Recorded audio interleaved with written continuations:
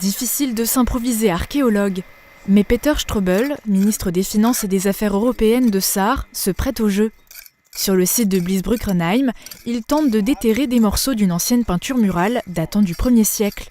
Une activité proposée dans le cadre de sa visite au cœur du parc archéologique européen, l'objectif étant de mettre en valeur ce lieu qui ne cesse de s'engager dans la coopération transfrontalière. Un projet qui est donc porté par le département de la Moselle d'un côté et le Kreis du Saarpfalz de l'autre. Cette collaboration se développe depuis 20 ou 25 ans. Les visiteurs rentrent des deux côtés, les agents, les personnels des deux côtés du parc travaillent ensemble à des projets communs. Et donc c'est quelque chose, c'est une collaboration franco-allemande au quotidien en quelque sorte. C'est un projet franco-allemand pour lequel de l'argent européen a été donné. Nous nous engageons entre autres dans le domaine touristique et naturellement dans l'ensemble, nous souhaitons aussi faire des choses par rapport à l'amitié franco-allemande. Et des projets comme ceux-là sont toujours les bienvenus. Parler de nouveaux projets, visiter le site des deux côtés de la frontière et aborder la question du financement, la venue du ministre devrait permettre une meilleure intégration du site au sein du traité de l'Élysée en cours de réécriture. Le nouveau développement du traité de l'Élysée est un projet important et on se réjouit que la Sarre puisse y avoir une grande influence et qu'elle travaille dans le sens d'une compréhension franco-allemande. Et c'est bien autour de la frontière que la coopération se concrétise. Bien sûr, le parc archéologique et le gouvernement de la Sarre souhaitent redoubler d'efforts, à l'image de la convention de collaboration signée l'année dernière entre les deux porteurs du projet. Qui permet d'aller encore plus loin dans cette intégration des deux équipes, de mutualiser les moyens, d'organiser des manifestations en commun, en attendant peut-être d'ici à court ou à moyen terme de mettre en place une structure juridique commune qui pourra peut-être gérer l'ensemble du parc. Plus jamais une envie subite de saucisses ne restera inassouvie. Vincent Gladel, agriculteur à Roulin, installe actuellement un distributeur de produits fermiers à Lixin-les-Roulins.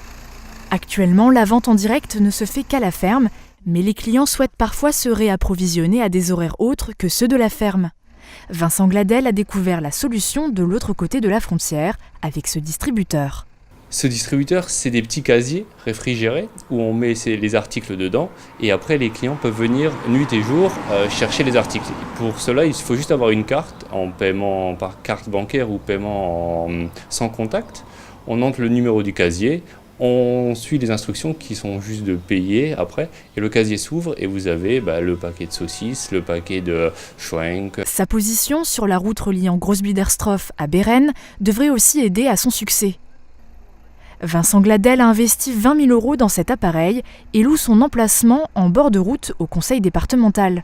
Ici, on retrouvera également du poulet, des yaourts, du fromage et même du miel. Cet équipement sera réapprovisionné tous les jours, son propriétaire étant tenu informé par SMS de l'état des stocks. Le distributeur réfrigéré garantit par ailleurs la fraîcheur des produits. La viande est mise sous vide chez nous, donc emballée, mise sous vide, donc on a une DLC de 12 jours, date limite de consommation de 12 jours. Et cet appareil-là est réfrigéré, donc il y a un groupe frigorifique qui fait du froid à 4 degrés, donc c'est comme un frigo. C'est même encore plus sécurisé qu'un réfrigérateur, car il y a une alarme. Si maintenant on dépasse cette température, ça bloque les casiers. Même si vous venez, vous ne pouvez plus prendre la nourriture parce qu'il y a écrit défaut de température. Donc c'est même encore plus sécurisé qu'un réfrigérateur qu'on a à la maison. Si la clientèle est au rendez-vous, il est possible que ce distributeur ne soit que le premier. Il sera en service samedi et pour l'occasion, Vincent Gladel proposera une dégustation gratuite à 11h. A4A3 Bureautique déménage à Sarreguemines et poursuit son développement sur le territoire de la Moselle-Est. Désormais, la société est installée 15 avenue de la Gare, dans des locaux complètement rénovés. Experte dans le domaine des solutions d'impression, elle propose ses services essentiellement dans le monde de l'entreprise. L'accroissement permanent de son activité est dû principalement aux évolutions technologiques majeures dans le domaine. À ce jour, on vous installe des matériels pour imprimer, faxer, copier. Et depuis quelques années maintenant, et ça s'est accéléré avec la loi de la RGPD, donc la Réglementation Générale de la Protection des Données, tout le monde doit scanner ses documents et surtout sécuriser ses documents. Le cloud aidant, on entend de plus en plus parler du cloud, Donc tous vos documents vont transiter par nos matériels et vont se retrouver sauvegardés ou chez vous ou dans le cloud. Antoine Calimera et Baptiste Creusat sont les deux permanents du bureau de Sarreguemines.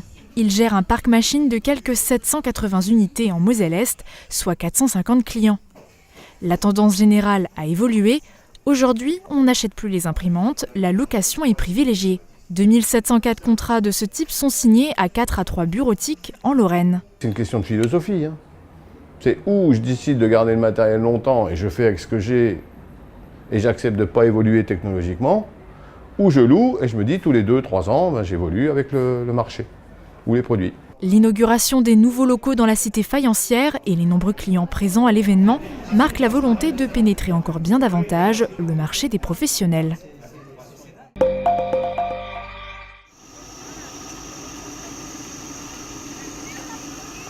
J'ai découvert le wakeboard derrière le bateau en Martinique et je me suis dit pourquoi pas faire ça chez moi et développer la pratique du ski nautique, du wakeboard dans la région Grand Est. Et depuis le 2 juin, à l'étang Saint-Vite de Neufgrange, Victor Schmitt s'est installé.